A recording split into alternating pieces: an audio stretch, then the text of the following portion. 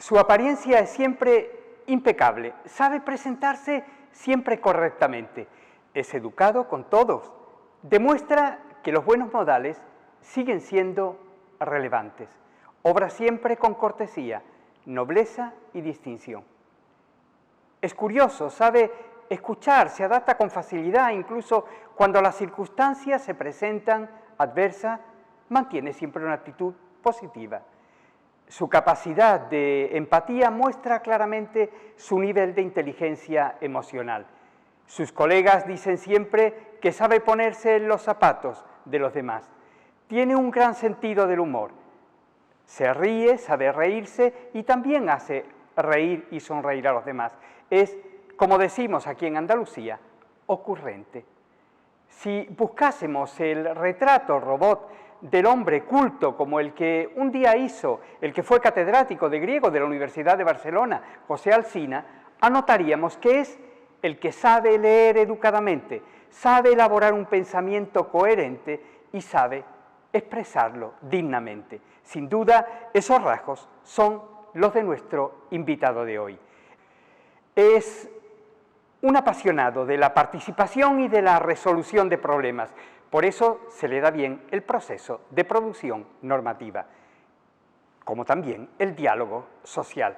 Es buen negociador y mediador.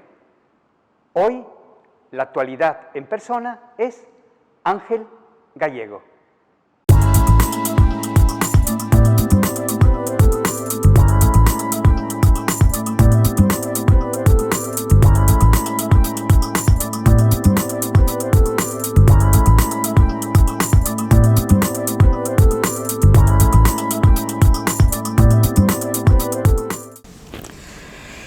Ángel Gallego Morales nace en un pueblo de coloridas tradiciones e interesante patrimonio, que como todos los pueblos, también este es un libro de historia y de sabiduría, recostado sobre un pequeño cerro rocoso de la comarca de Guadix, la Calahorra. Ángel nace en el año en que Bob Dylan publica Blowing in the Wind. La respuesta, amigo mío, está soplando en el viento. Para los más jóvenes habrá que especificar que fue en 1963. Es doctor en Derecho y profesor titular de Derecho del Trabajo y de la Seguridad Social de la Universidad de Granada, presidente del CAR en la actualidad. Ha sido asesor del Programa de Formación Ocupacional del Fondo Social Europeo, así como del EUSEN, diputado en la Cámara Autonómica Andaluza durante la 7ª y la 8ª legislatura. Ángel fue portavoz en diversas comisiones, innovación, ciencia y empresa, empleo, etc. Además de ponente de leyes como las del Comité Andaluz para la Sociedad del Conocimiento, fomento de las energías renovables, la ciencia y el conocimiento o promoción del trabajo autónomo. Con anterioridad a su trayectoria parlamentaria, Ángel Gallego fue secretario del Consejo de Administración y de la Comisión Ejecutiva de la Caja General de Ahorros de Granada, presidente del Consejo de Administración de la General Servicios y miembro del Consejo de Administración de SECA y del Consejo Social de la Junta de Gobierno de la Universidad de Granada. El actual presidente del CES es autor de innumerables monografías sobre las fórmulas de representación de intereses profesionales y ha formado parte de grupos de investigación sobre relaciones laborales y seguridad social. Seguramente me he olvidado de muchas otras cosas, o por el tiempo he tenido de alguna manera que cortar. Muchísimas gracias por estar aquí. Es un verdadero honor, Ángel, tenerte en nuestro programa. Muy buenas tardes. Buenas tardes, Manolo. Gracias a ti por invitarme, por querer hacerme compartir tiempo y espacio con vosotros para reflexionar sobre lo que estiméis oportuno. Y obviamente lo primero que tengo que hacer es agradecerte la introducción, porque he estado tentado en un momento en decirte, Manolo, no pares, sigue. Sigue, porque no estamos acostumbrados, quienes estamos en la vida pública, a que de vez en cuando hayas podido hacer, tengamos la oportunidad, como tú has hecho ahora, de hacerme evocar casi un tiempo desde que nací, hasta mis últimos quehaceres, a lo que estoy dedicando ahora mi tiempo, en varios momentos que son, como siempre, tienen como, yo siempre digo, como las lenguas negroafricanas, que sirven para evocar solo con la palabra la cosa y se te agolpan en la mente multitud de circunstancias y de recuerdos. Creo que promete ya la entrevista. Como sabes, en el programa practicamos 3 tipos de entrevistas en este tipo de programa. La entrevista de la personalidad, que se enfoca en revelar las características del personaje que estamos entrevistando. La entrevista informativa, en que se pretende que el entrevistado suministre información con respecto a un tema del cual es experto. Y la entrevista interpretativa, donde se busca que el personaje emita su opinión sobre un hecho de actualidad. Veremos. En esta media hora vamos a intentar practicar las 3. Vamos a ver cómo nos va.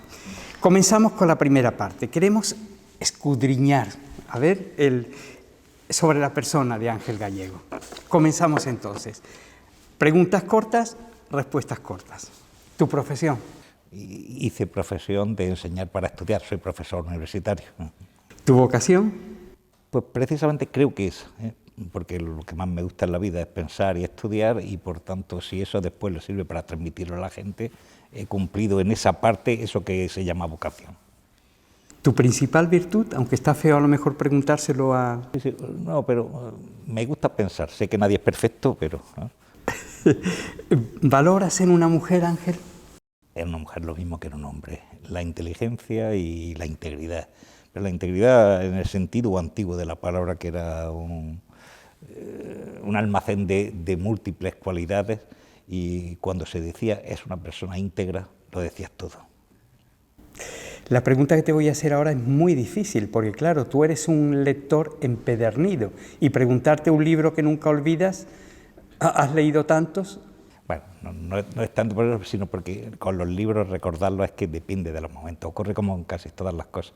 Cuando te dicen elige un libro, elige un amigo, elige tal, es amputarte, es una especie de autoamputación, porque cada cosa ha tenido su momento, ha tenido su circunstancia, te ha enseñado una cosa, te ha llevado por un camino, te ha hecho transitar o elegir entre algunas veces senderos que se bifurcan, y por tanto es muy difícil. No obstante, disciplinaré la razón a lo que me preguntas, y si me pide un libro, yo siempre digo que son 2 personajes un libro, y soy de Homero y mejor de los personajes, soy de Ulises y del Quijote. Soy de Homero y de Cervantes, y si me pidiera un compendio, Shakespeare. Bueno, es un trío bastante... Y si fuera un libro de esos de los que se dice, ¿qué tiene usted de cabecera o qué recuerda usted? Siempre los apotegmas de sabiduría antigua de Erasmo, porque es el resumen de toda la sabiduría antigua y de los lugares comunes de su época, que eso se ha perdido, pero los breviarios de apuntes que hacía llevar a sus estudiantes para apuntar cosas que acaecían en la calle, que eran importantes, y después reverberarlas con circunstancias que habían pasado o que habían leído en los libros de los clásicos. Cuánta sabiduría. En fin, ¿una película que recomiendas? Pasa lo mismo, depende del momento. No obstante, si hay... a mí me gustan las películas, al final de las películas recuerdo, más que la trama, los personajes, de qué iban.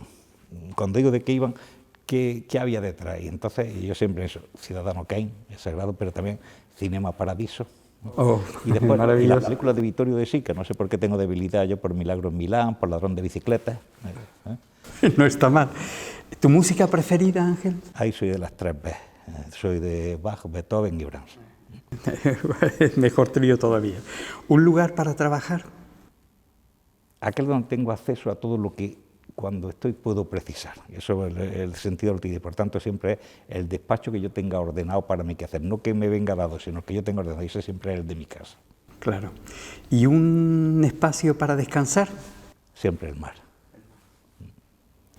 La brújula del corazón, Ángel, ¿a dónde apunta? Siempre hacia los seres queridos, y cuando digo los seres queridos son tanto la familia como muchos amigos, gente a la que quieres por algo, por lo que te han dado o por lo que has recibido, sí, por lo que te han dado, por lo que tú en algún momento o te han pedido y le has podido dar, y por tanto a los seres queridos, y son múltiples, no siempre se circunscriben al ámbito familiar, sino sí, amigos. ¿A qué ciudad volverías? ¿Te gustaría volver? ¿Qué te impactó? A muchas, pero aquí casi voy a hacer una confesión. Soy reincidente de Praga. pero muchas veces, no sé por qué me atrapó y la he visto en múltiples facetas. He visto, pero además he hecho el viaje expresamente para hacer, o hago solamente la Praga simbólica, o la Praga de Rodolfo III, es decir, pero que es después España, siempre España, pero si es una ciudad, digo, ¿por qué? No lo sé, pero que la he repetido en múltiples ocasiones. Ángel, tú has viajado siempre muchísimo, eres un trotamundo, pero ¿qué país te quedaría por visitar? ¿Qué te gustaría? Curiosamente son muchos, son muchos. Son muchos, bueno, dime al menos un par de ellos. No, pero tengo frustraciones, es decir, frustraciones tengo curiosamente con algo tan cercano como Estambul. Hemos tenido varias veces programados viajes a Estambul y han ocurrido circunstancias muy diversas, desde en un momento un atentado, en otro momento un problema familiar, en otro momento que incluso con los billetes sacados, Estambul no he estado. Y me llama, y siempre, bueno, y después hay de sitios, decía Borges que somos lo que hemos leído muchas veces, y entonces yo me acuerdo siempre de un relato de Max Auer, La uña, que es un niño, digo porque es que lo leí muy joven y yo era un niño también cuando lo leí, y era un niño que sobre un mapamundi iba dándole vuelta y fijando la uña en sitios. Y entonces iba anotando después qué sitios le quedaban o le gustaría ver alguna vez. Y siempre los mares del sur, y veía Samarcanda, Macassar. Y entonces esos nombres que en sí mismos evocan el viaje. Entonces, tantos sitios, Manolo. Un paréntesis de gastronomía. ¿Qué nos invitarías a degustar? Siempre cuchara. Soy amante de la cuchara y los guisos antiguos. Hay una cazuela de pimientos asados con bacalao que hacen en mi tierra, o el mismo potaje de Semana Santa, el potaje de garbanzos con eso. Pero cualquier comida, las comidas marineras de fideos con raya, me encanta todo el cuchillo. ¿Y con qué lo regarías todo eso? Siempre con vino. Y ahí en nuestra tierra tenemos muy buenos vinos. Una variedad increíble. Tenemos muy buenos vinos, pero en toda Andalucía y se hacen cosas muy curiosas. Hay desde vinos ecológicos que hay en la zona de allí en mi tierra, en Dólar, se produce un buen vino ecológico, buenos vinos tintos en Granada, los vinos, que voy a decir de los vinos de Jerez, que voy a decir de los vinos de Córdoba, de los vinos de Málaga, aquí en Sevilla se están haciendo muy buenos vinos en la provincia también. Hablando de Andalucía, en 2 palabras, Andalucía. Inspiración e intuición. ¿El mejor momento del día, Ángel? Hay gente que le gusta la primera hora de la mañana porque se levanta, como se decía antes, con ansias renovadas de justicia y de querer hacerlo todo en el día. Y yo soy más de final del día, de hacer balance, inventario provisional le llamo, de ver qué he hecho, si me ha servido el día, si ha sido un día que ha valido la pena, para corregirlo para el día siguiente. Y hago el inventario provisional no después del sueño reparador, sino todavía cuando llevo o bien las satisfacciones o bien las frustraciones, que también del día. Y por tanto soy más de, como diría Santa Teresa, estando ya en mi casa sosegada. Ahí está. Ángel, viajando tanto, cuando hablas con otras personas, ¿de qué presumes de Andalucía? De genio. A mí me parece que eso se produce en circunstancias, y aquí en Andalucía yo he conocido gente con un talento natural, con una inteligencia natural, pero no me hace falta irme a elementos librescos, sino la gente de la calle. Yo siempre digo que aquí el más, iba a utilizar una expresión que no viene al caso, sino hasta la gente que juega las cartas en los bares de pueblo, dice las reglas de esto las escribí yo. Es verdad, hay mucha sabiduría popular y también presumo de que somos gente que, a contrario de los tópicos son siempre hijos de la pereza intelectual, y por tanto trabajar con tópicos respecto a Andalucía y respecto a otra gente me molesta muchísimo, me rebelo contra el tópico, y normalmente soy persona de buen humor y que me gusta incluso contar alguna anécdota que en muy poco tiempo pueda resumir una situación, y si es con humor, me encanta el humor, si tenemos alguna oportunidad después de comentar algunas cosas, pero intento no contar chistes fuera de Andalucía para que no confundan el tópico con la realidad. Incluso si es posible decir, oye, somos capaces de subir el diapasón por encima de vuestras posibilidades. Perdona que sea así, pero me molestan los tópicos. Es verdad. ¿Qué le falta, sin embargo, a Andalucía? Porque algo le faltará. Creerse sus posibilidades y conformismo. ¿Un proverbio? Vive y deja vivir. ¿Un sueño por cumplir? Hablando antes de lo del humor, decía Jardiel Poncela eso, dice, algunos sueños se cumplen, la mayoría se roncan, ¿no?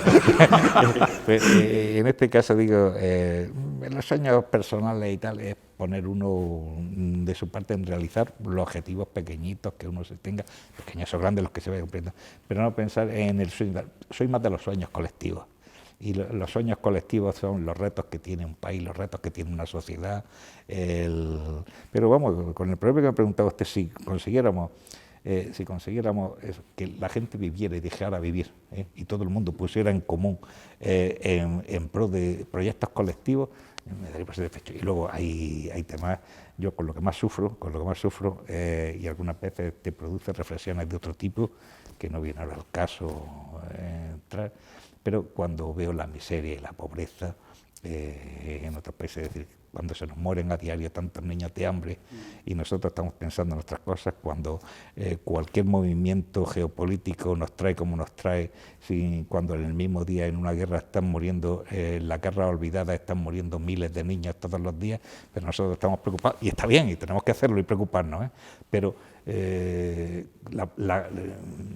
me corroe la facilidad que tenemos para olvidar lo que no vemos o lo que no nos presentan como que hoy toca. Así es. ¿Te encanta, Ángel? ¿Qué te encanta? ¿Qué me encanta? Conversar. ¿Y qué detestas? La hipocresía y el dogmatismo. Tú conoces bien la economía de nuestra región. ¿Qué valoras de ella? De nuestra economía, sus posibilidades. ¿Y qué le falta? Te hago lo mismo. Aprovechamiento de las posibilidades, porque nos sobra por otra parte conformismo. Somos todavía estamos arraigados en nuestra economía y los protagonistas de nuestra economía en muchas ocasiones en lo que sabemos hacer y cómo lo sabíamos hacer. Por tanto, eso dicho ahora queda mejor dicho, introducir vectores innovativos o de innovación, ¿no? Pero es demasiado acostumbrarse, todavía estamos aculturizados en muchas formas en esperar del cielo y al cielo aguardar. Sí. Y por tanto, en muchos elementos, es decir, a ver si viene no sé qué y lo arregla, a ver si tal circunstancia produce no sé qué cambio geotectónico o que lo cambie todo y ponemos menos de nuestra parte de lo que podríamos en hacer que las cosas cambien. Y como no me va mal del todo... Y conociendo al empresariado también, ¿qué valoras del empresario nuestro? Precisamente, pese a lo que he dicho con anterioridad, tiene buena capacidad de resistencia. Pasa como con las plantas que en el desierto pueden mantener el agua y se mantienen incluso en momentos, en terrenos inhóspitos y con dificultades, tienen capacidad de resistencia. Aunque, sin embargo, le falta, por otra parte... Eso, el defecto, ¿cuál sería? El defecto es la poca cultura cooperativa. Yo he visto frustrarse, no es una cosa que me han contado, sino que la he visto y lo he vivido, pero con asombro, en estado entre catatónico y atónito. Digo, el ver cómo se frustraban posibilidades para un terreno para que no se beneficiara el de al lado. Y, por tanto, no poner en común tierras para un proyecto interesante, porque el pozo, estoy hablando de hace años, pero que el pozo iba a caer en la finca de otro. No en una finca que no fuera de nadie o que fuera de todos, sino porque caía, de acuerdo con B, efectivamente. Bien, eso frustró en algunos territorios posibilidades ciertas. O, por ejemplo, el caso de un comerciante que compraba su materia prima a 2.000 kilómetros de distancia, cuando a 12 producían los mismos precios más baratos y prefería pagar el sobrecoste o el coste del transporte. Por no darle al sí, vecino. pero la explicación, yo digo, lo puedo contar, como no voy a dar nombres, le comentaba, oye, pero si esto lo hiciera y en lugar de traer de a 2.000 kilómetros de distancia la materia de la que aprobé, dice, sí, pero es que así no sabe nadie que me va bien. Qué fuerte. Es terrible. Ángel, haz memoria. ¿Héroes o heroínas de la juventud? No he sido nunca de decir este es el héroe, porque incluso también cabe el descrédito de los héroes. Siempre he sido, yo creo que los héroes y las heroínas lo he visto, pero son la gente corriente. Muchas veces los héroes y las heroínas, hay un libro cuyo título, cuando menos por sugerente se lo pongo encima de la mesa, que era Historia General de la Gente Poco Importante. En lugar de, estamos acostumbrados a las grandes biografías de las personas que han hecho cosas importantes, pero después la intrahistoria y la historia colectiva de los pueblos, todos recordamos, ha dicho usted que yo soy, y así soy de la Calahorra, y me acuerdo de pequeño de ver llegar a los mineros andando, hacían 10 kilómetros para ir a entrar a la mina, después venían con el carburo y la cara negra, pero venían cantando y estaban recibían su hijo en la puerta, y era una forma de entender la vida, se tiene, que era preciosa, y te hacía ya desde pequeño ver que esos eran héroes, venir por la noche otra vez andando después de toda la jornada en la mina para comer y volver a las 6 de la mañana otra vez después de reponer el carburo, para ponerse con el carburo otra vez el anterior. Esos eran héroes. ¿Y un personaje histórico?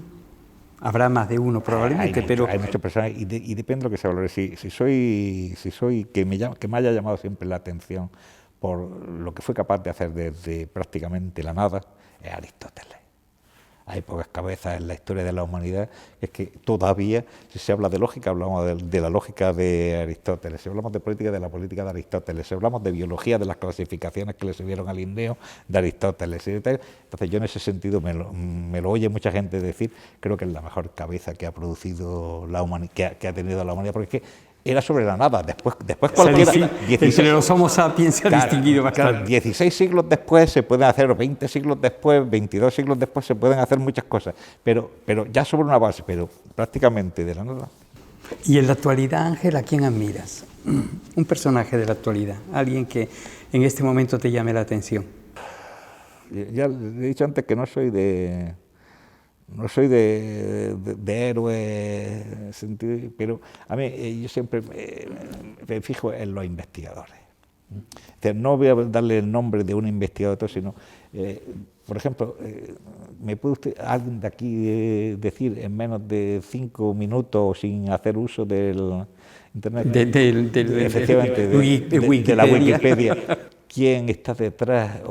Son proyectos colectivos, obviamente, pero la vacuna mensajero, ¿quién la ha inventado? No sabemos el nombre. Esos son los héroes anónimos a los que me refería antes, y a la gente que admiro. Yo admiro mucho a la gente de ciencia. Admiro mucho a la gente, cuando digo de ciencia, a la gente que deja sus cosas, que no es conocida, y está trabajando para proyectos colectivos.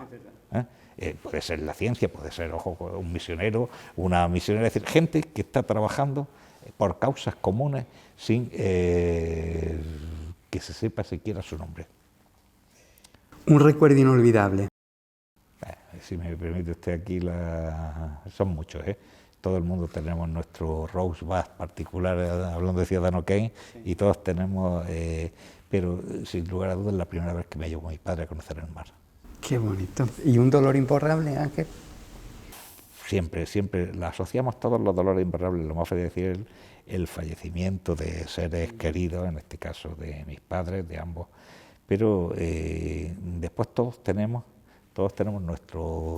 utilizando lo mismo, nuestros rosebuds particulares, y tenemos nuestros pequeños recuerdos de pequeños, de haber tal cual, y siempre me acordaré de un juguete que me había traído mi padre y se me rompió el mismo día.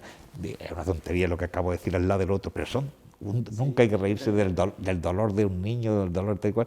Y aquello fue imborrable. Sufrí durante semanas el saber que mi padre me lo había comprado con esfuerzo y que yo lo había perdido, ¿no? Pues no se me ha olvidado, ¿eh? No, te comprendo, porque yo también tengo una experiencia muy parecida. No obstante, dolor y siempre. Lo que pasa es que cuando con los padres tiene uno las leyes de vida tienen otro tipo de relaciones, las reglas y por tanto con los padres siempre sabía que tenía que llegar, llegó, en fin. Una institución. La universidad por lo que significa un foro constante, la universidad en el sentido más puro de un foro de debate, de crítica, de experimentación, la universidad en sí misma. Para concluir este momento, un lema para vivir. Porque antes me dijiste una frase, un proverbio. Pero yo siempre utilizo mucho, esta misma mañana que tenía un acto con chicos jóvenes, les decía, digo, mira, siempre hay que hacer lo siguiente, dice, decir siempre no sé. Dice, si dices sé, te preguntarán hasta que no sepas. Si dices no sé, te enseñaré hasta que sepas. ¿Es el CES una institución de autogobierno? Sí, jurídicamente así lo es. Y muchas veces lo que pasa es que no siempre las declaraciones formales y después lo que llaman los anglosajones, bueno, lo que se llama la ley en acción, funcionan de idéntica manera. Si nos vamos a la configuración jurídica, pues efectivamente nuestro Estatuto de Autonomía dio un paso cualitativo importantísimo, es que a la hora de regular las instituciones de autogobierno introdujo en la reforma de la reforma 2007 introdujo al Consejo Económico y Social entre las instituciones de autogobierno de la comunidad autónoma, y eso tiene un significado político jurídico de primera magnitud.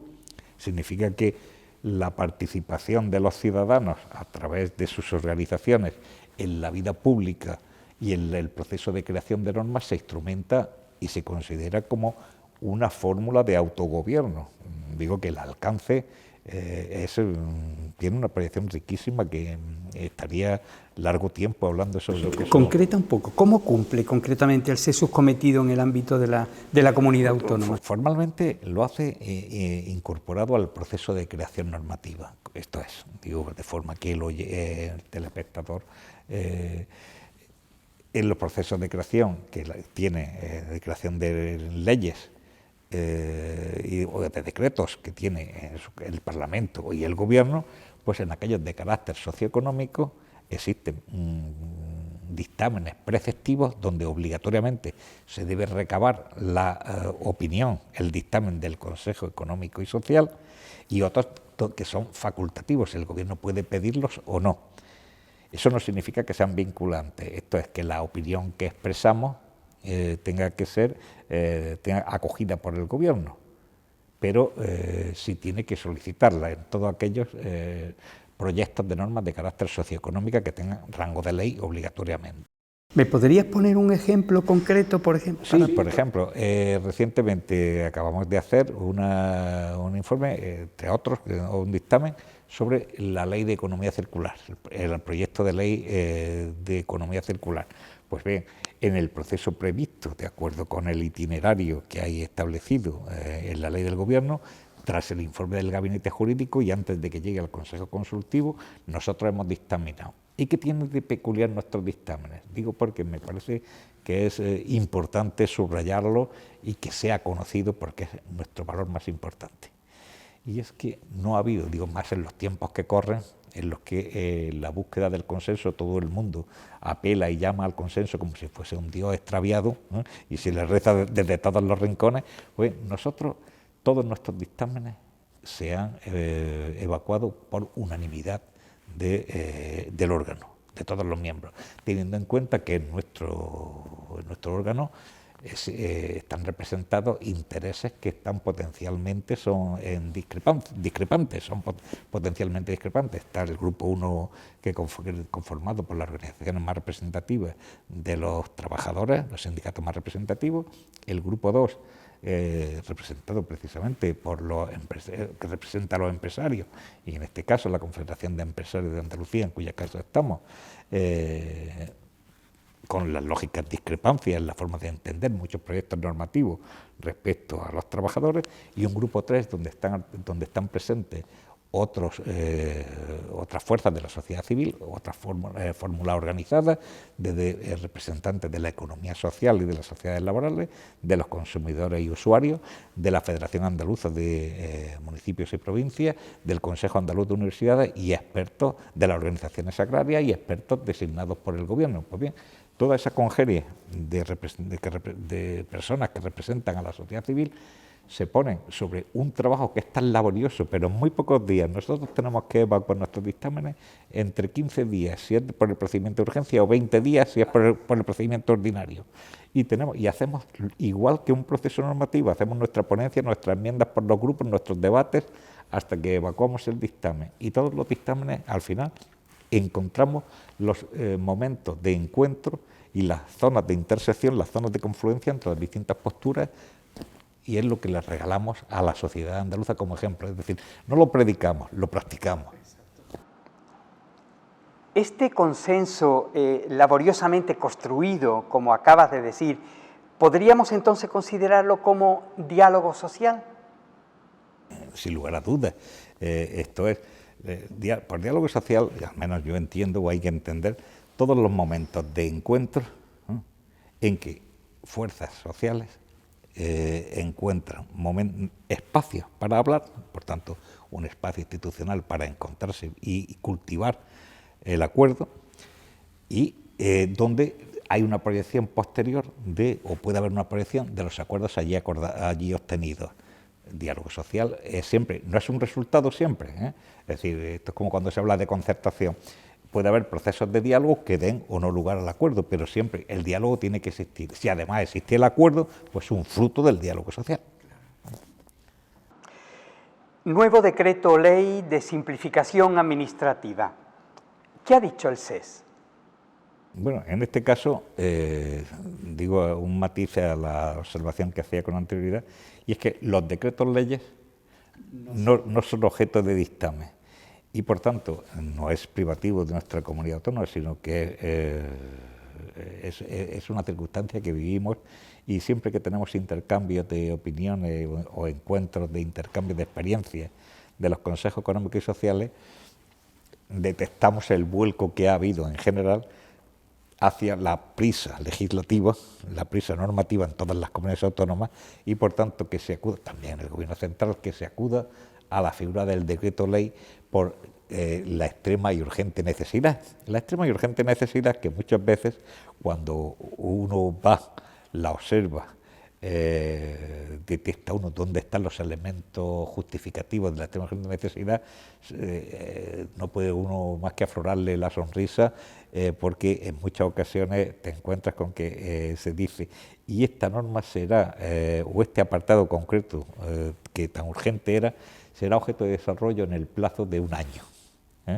Con lo cual hubiera dado tiempo a no obviar el trámite ordinario de conformación de la voluntad del legislador. Entonces, muchas veces el afán, no digo en este caso, estoy haciendo, muchas veces el afán de alumbrar la norma obvia procesos participativos que siempre podían enriquecer. En algunos casos se sabe que pueden ser optativos al cumplimiento, digo, en teoría general del decreto ley, pero el Tribunal Constitucional ha tenido en muchos casos que hacer advertencias sobre la convalidación como urgente y de extrema necesidad de determinadas regulaciones sabidas en el uso un tanto de difícil asimilación teórica de la figura del decreto ley constitucional. Pero que en este caso, pero volviendo a esto, este decreto no hemos conocido, por tanto, pero el objetivo siempre es noble. Todo lo que sea simplificar, eliminar cualesquiera trabas, obstáculos que dificulten el despliegue de todas las potencialidades de nuestra economía, pues bienvenidas sean. Siempre que alguna de ellas no sirviera, que es donde estaría el tamiz, donde estaría el cedazo con el que analizar si cuando ocurre hay una desviación sobre el uso de la figura o no, Entonces, hay elementos que hay que quitar de inmediato. Hay otros que a lo mejor sirve el elemento para obviar o vadear, debates sobre determinados trámites que tienen justificación en valores. Y cuando eso ocurre, entonces es cuando hay que abrir los procesos reflexivos. Lo dejo así. Perfecto.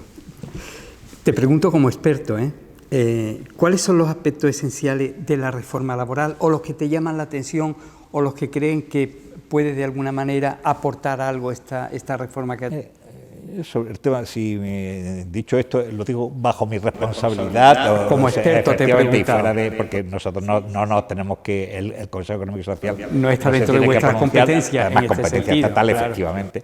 Pero la reforma de las instituciones laborales en este país es una necesidad que viene, no de ahora, hace el año pasado todos los congresos del mundo y muchos más giraron en torno a los 40 años del Estatuto de los Trabajadores. El año pasado, el 2020, cumplió 40 años nuestro Estatuto, que fue la norma que vertebró las relaciones laborales de la democracia. Instauró un sistema de relaciones laborales democráticos en nuestro país ya estructurado sobre los parámetros de la Constitución del 78. Pues bien, esa norma había envejecido.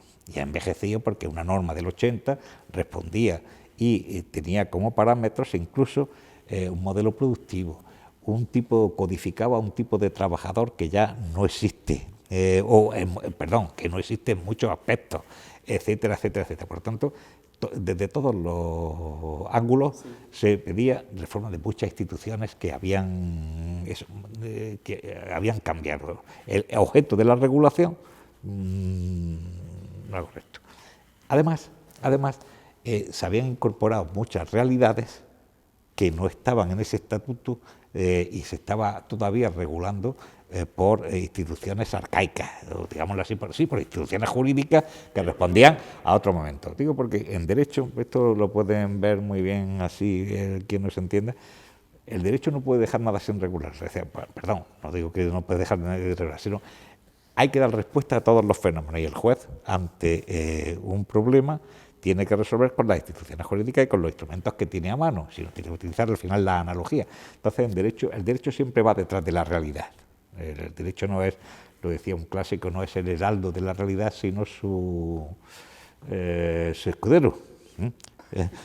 Efectivamente, entonces va regulando después. Por ejemplo, en Roma se le dio cuando vinieron... A mí me gustaba mucho explicarle a mis alumnos eso, de cuando el derecho romano no conocía la responsabilidad más que de los animales cuadrúpedos, y llegaron y se trajeron las avestruces a Roma, las avestruces produjeron problemas, destrozos, no estaban dentro. Entonces, y entonces tuvo que decir el juez de época, tuvo que decir, a los efectos de la norma las avestruces son cuadrúpedos, para que pudiesen ser responsables. Pues lo mismo, con instituciones antiguas del contrato de trabajo a domicilio, estábamos regulando el teletrabajo, estábamos dando cabida. Digo, estoy simplificando mucho. Entonces, a lo que iba, por muchas circunstancias, nuestro estatuto requería y requiere una seria remodelación, adecuarlo a la norma reguladora, estructuradora de las relaciones de trabajo del siglo XXI.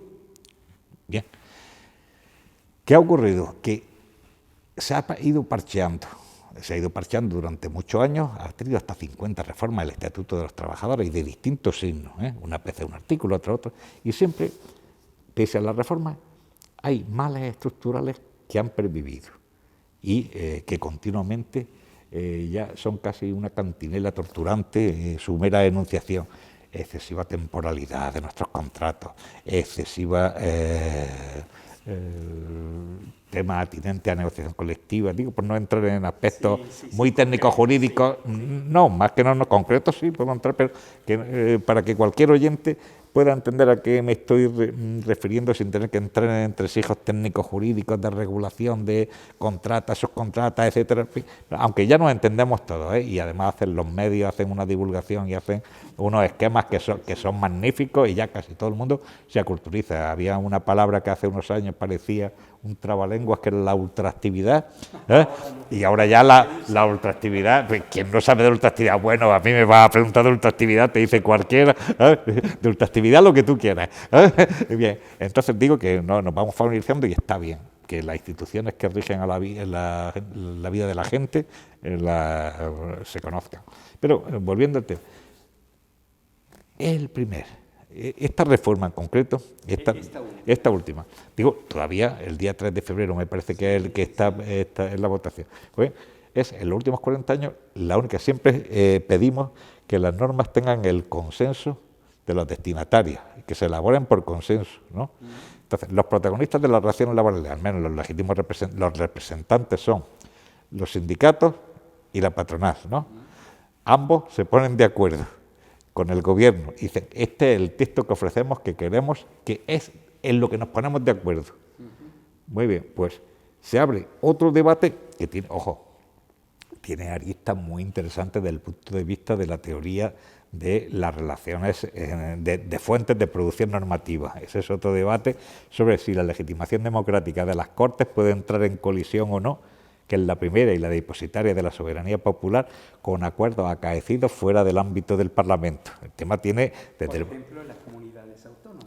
No, pero el tema... Por ejemplo, que es lo que quiere sí, al parecer el sí, país. no, pero ese es un tema precisamente de los que se utilizan maquiavélicamente, diría yo, para incautos. Digo, porque ahora mismo eso que está en realidad existe. Es decir, la concurrencia de convenios, cuando existe concurrencia de convenios, hay principios aplicativos del derecho del trabajo que está la norma más favorable. En fin, sería también más largo de explicar, pero es que ahora mismo el convenio colectivo autonómico existe. Lo que pasa es que hay muy pocos convenios autonómicos. Donde hay más, precisamente puede ser, y no es que haya, pero puede ser en el País Vasco. Sí.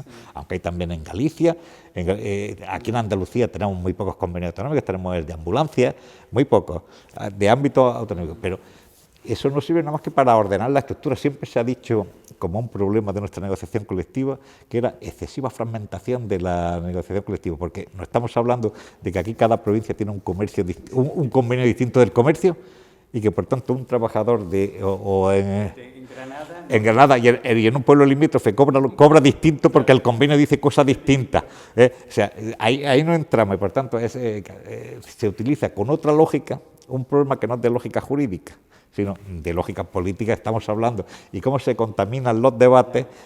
Pero en principio la reforma cambia aspectos de la anterior reforma, pero también ha sido una negociación, digámoslo así, o al menos si me lo dice usted como observador, como jurista persa, que viniera y observara nuestra realidad, ambas partes han sostenido parte de lo que querían, digo, parte de la patronal, los trabajadores también, los representantes de los trabajadores también, otras de la reivindicación, y ninguna corresponde con las reivindicaciones primeras, con los planteamientos primeros de los partidos políticos del espectro que teóricamente podrían representar mejor a unos u a otros.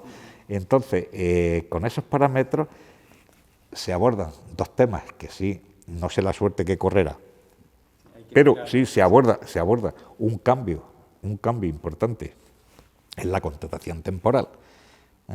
Es decir, yo siempre digo, el Roto lo expresaba muy bien en una viñeta sobre el uso fraudulento del trabajo a tiempo parcial, o de otros tipos de contratos temporales, donde dice, esto lo único que me permite es vivir a ratos, trabajar a ratos y vivir a ratos, ¿no?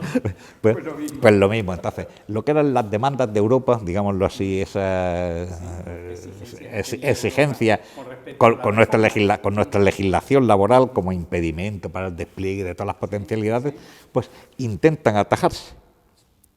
Pero se intentan con la perspectiva que vuelvo a repetir lo que es lo importante, y si yo soy un firme creyente en el consenso, cualquier elemento de consenso tengo que defenderlo, si no estaría incurriendo en la incoherencia.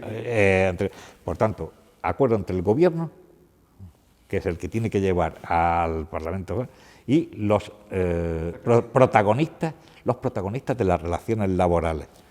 A partir de ahí, ya que cada uno, las decisiones que adopte en el camino serán después las que enjuicien o las que den lugar a que perviva un modelo u otro. Muy bien, Ángel. el termómetro para tomarle la temperatura muy brevemente al mercado laboral y al diálogo social en Andalucía, concretamente. El mercado laboral hila con lo de la reforma. Nosotros tenemos, este país, de España, tiene un diferencial con la Unión Europea que es siempre constante. Y Andalucía con España constante. Por tanto, algo va mal, que decía Tony, ¿no? Algo va mal. ¿Atajamos cómo? ¿De qué manera? No atajamos. Pero el problema de nuestro mercado de trabajo sigue siendo muy importante. Hay un drenaje del mercado de trabajo. En otros momentos de nuestra historia se han producido drenajes importantísimos. En la década de los 60, el drenaje fue la emigración. Se drenó nuestro mercado de trabajo, la emigración. Después vinieron tiempos en que los cambios importantes que se produjeron en este país, muchas veces con orígenes dolorosos. Las reconversiones industriales fueron muy dolorosas, pero las reconversiones industriales en algunos aspectos fueron importantes. Bueno, nos viene ahora el caso que hablamos de las reconversiones del año 80, pero fueron necesarias para poder cambiar eso que siempre decimos: una mañana de estas vamos a cambiar el modelo productivo, pero después, a ser posible, y eso lo podemos hilar con los fondos de transformación y resiliencia y tal. Pero en cuanto al estado actual, a mí me preocupa y nosotros estamos trabajando en ello. Me anima que la Consejería de Empleo esté trabajando en un plan de juventud. Y nosotros mismos, el premio de investigación que va a promover el Consejo Económico y Social de Andalucía es sobre los retos de la juventud andaluza, porque tenemos un diferencial de desempleo juvenil que es muy grave. Y por tanto, ese es un tema que hay que atajar. Y ahí tenemos que concitarnos todos en que el primer elemento en que una persona se encuentra con, en una expresión muy vieja, la primera relación biomecánica que se tiene con la vida es el trabajo.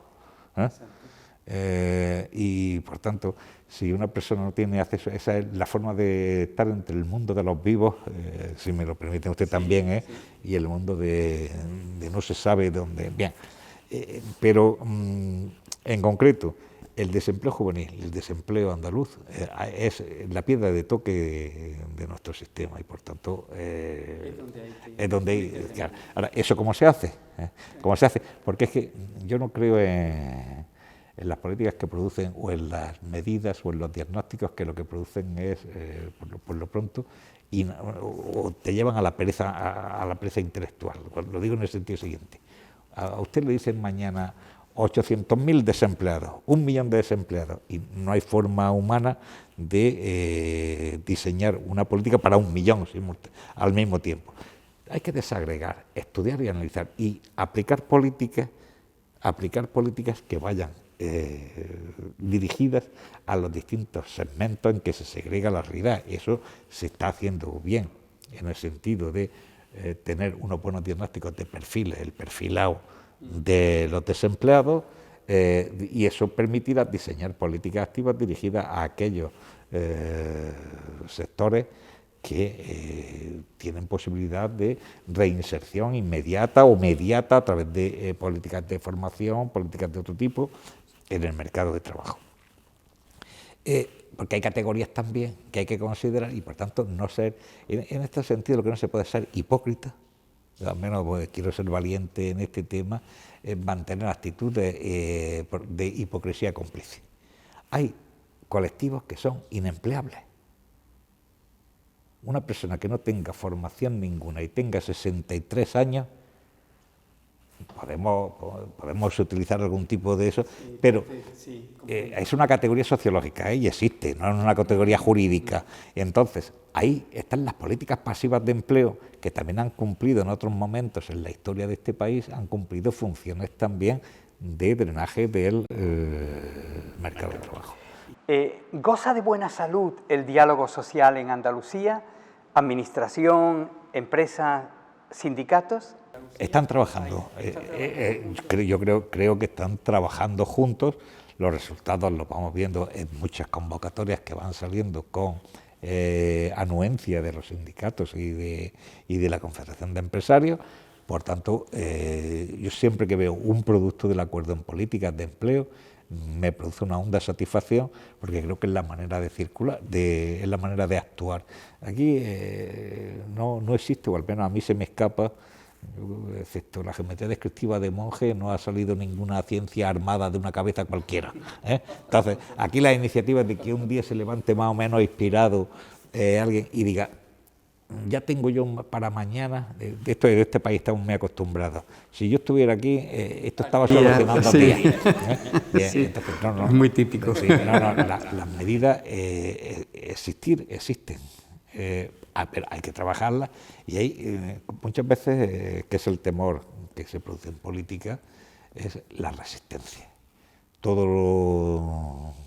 lo que pretende cambiar produce siempre la resistencia de los felices poseedores del estado de situación anterior, los beatis identes, que se llaman teoría jurídica, y por tanto, pero venciendo resistencia y siendo capaces de explorar otras vías. Es decir, es que hay que tentar otros expedientes exploratorios siempre. Hay gente que nos dice, y me refiero a esto a los fondos de formación, va a venir la cantidad más ingente de fondos que conocieron los tiempos en España, ¿no?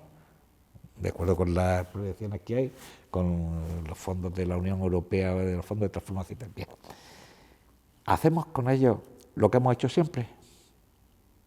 No, evidentemente no es buen consejo. A mí me preocupa que muchas de las demandas que oigo me recuerda mucho una anécdota que hay de un Rockefeller, no sé de qué número, pero en alguna ocasión le puso a alguien una pistola y dijo, reparta usted ahora mismo de inmediato entre todos su fortuna.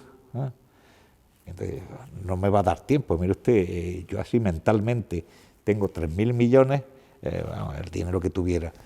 Tanta es la población del mundo, pues según la cuenta inmediata que me sale, le tocaría a cada uno $1.38. Tome usted los suyos y déjeme en paz. Por eso no se trata de eso, porque es que muchas veces el tratamiento de café para todos iguales, de acuerdo con unos criterios, pero vamos, si usted todo lo que tiene son proyectos de tiendas de pipas, pues vamos, estoy hiperbolizando como buen andaluz, no se pueden destinar más fondos, es decir, es que me tocan tanto y si yo los quiero en pipa es mi problema. No, vamos a ver. Queremos cambiar el modelo productivo, queremos introducir vectores de cambio. Tú, Manolo, que conoces perfectamente y en toda tu producción, tanto bibliográfica como en todas tus revistas, siempre han mantenido la necesidad de explorar nuevos territorios, de introducir innovación. Si hay productos que no producen innovación, es que me tocan $1.38. A mí démelo usted, que voy a poner mi impuesto pipas, que tengo me asiste mi derecho. Pues sí, a usted le asiste el derecho. Pero Ángel, se me han quedado muchísimos temas en el tintero. Es que la conversación contigo es agradable, profunda, pero se nos ha acabado el tiempo, se me ha ido volando absolutamente y espero que a ti también. Muchísimas gracias por haber venido a la Casa de los Empresarios y las Empresarias Andaluces, que es también tu casa, como ya sabes. Yo espero de haber merecido tu tiempo. No, absolutamente. Y se me permite, la última es hacer un reconocimiento expreso, y eso sí es importante, a la tarea y a la madurez de las organizaciones representativas de los intereses del mundo del trabajo en Andalucía. Creo que, porque muchas veces no se hace, y creo que el trabajo que han hecho y la contribución que históricamente han hecho tanto la Confederación de Empresarios de Andalucía como comisiones obreras y UGT, como sindicatos más representativos, a la pequeña historia de Andalucía y a la pequeña historia de los hombres y mujeres de Andalucía, esa que yo llamo antes la intrahistoria colectiva, eso nunca será suficientemente reconocida. Es más, muchas veces son objeto de un tratamiento absolutamente injusto que no está basado más que en la ignorancia de su quehacer y en una ignorancia interesada. Muchas gracias, Ángel.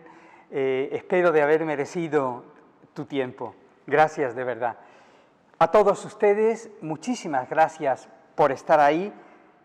Gracias por vuestra atención. Hasta la próxima. Sean felices.